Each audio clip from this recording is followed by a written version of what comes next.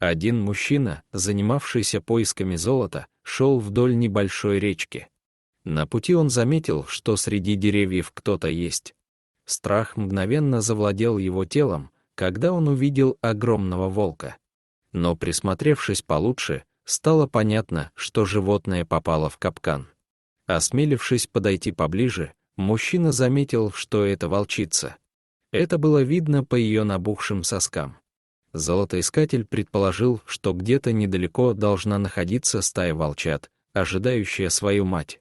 Мужчина не осмелился освободить волчицу и решил сначала отыскать волчат. К счастью, еще были видны следы волчицы, и он пошел по ним. Пройдя некоторое расстояние, следов стало значительно больше.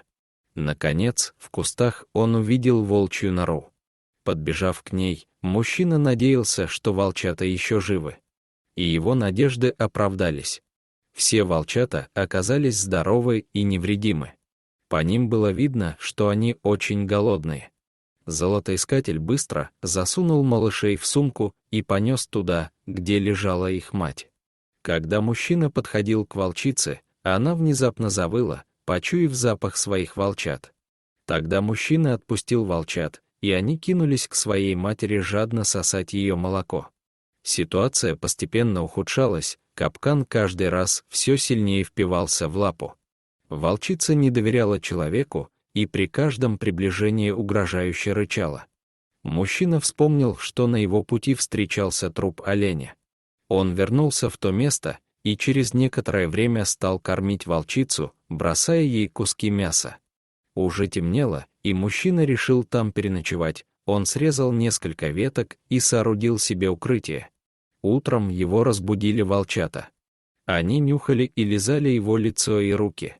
Волчица все еще была настроена враждебно, поэтому было необходимо завоевать ее доверие.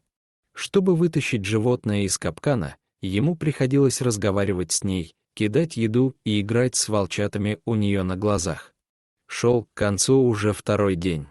Наконец мужчина заметил, что волчица начала слегка вилять хвостом. На рассвете третьего дня он проснулся от повизгивания щенков, сосущих молоко. Он подошел, наклонился и погладил их. Мать уже спокойно смотрела на это. Тогда мужчина мягко положил руку на застрявшую в капкане лапу и силой нажал на капкан. Ловушка открылась, волчица быстро выскочила и захромала.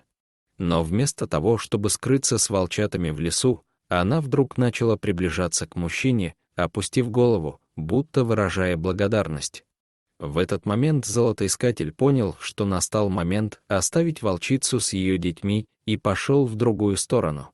Пройдя несколько сотен метров, он все еще видел, что спасенная семья так и смотрит ему вслед. С тех пор прошло 4 года. Многое произошло за эти годы, но жизнь повернулась так, что он снова вернулся в те места. Здесь воспоминания о прошедшем вернулись, и он решил посетить то место, где все произошло. На своем пути он стал свидетелем чего-то еще более неожиданного. Волчий вой раздался с вершины холма. Он смог разглядеть медленно приближающийся к нему темный силуэт. Это был волк. Дрожь пробежала по его телу, но он понял, что животное кажется ему очень знакомым. Это была та самая волчица.